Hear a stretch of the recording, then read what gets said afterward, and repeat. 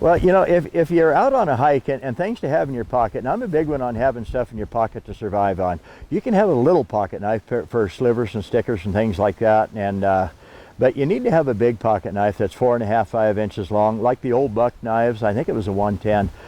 They're very durable, they're tough, they're sturdy, and but you need something to make a fire with. I take the hand sanitizer. You know, and you know, if you're out metal detecting, and a lot of people, you know, it's like a poor old dog on a rabbit trail.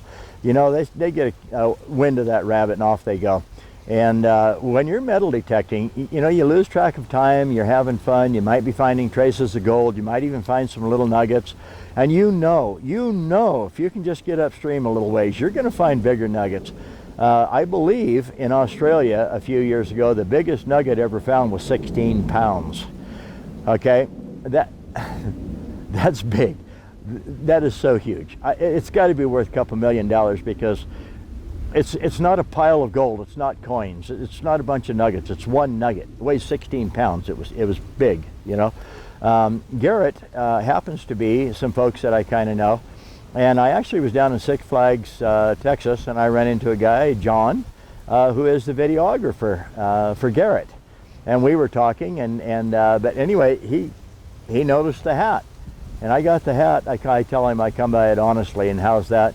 Well, I drove from Cheyenne, Wyoming, all the way to Kennewick, Washington, to go to a metal detector hunt, just so I could be involved and watch and look, and I bought a metal detector, and it wasn't a Garrett, but it's probably going to be one of these days.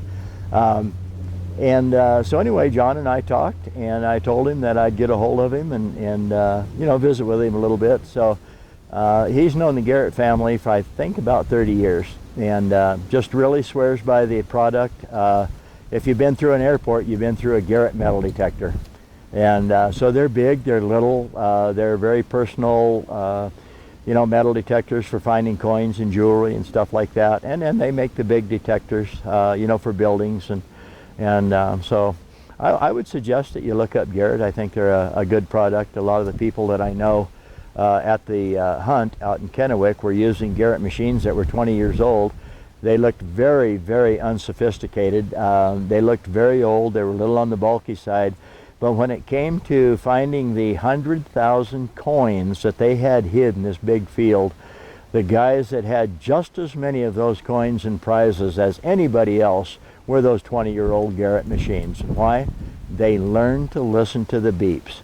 And when you learn what the beeps mean, what they sound like, and you learn what's in the ground and how deep it is, and what the likelihood is that a diamond ring, a gold ring, an old coin, or a pop top off a beer can.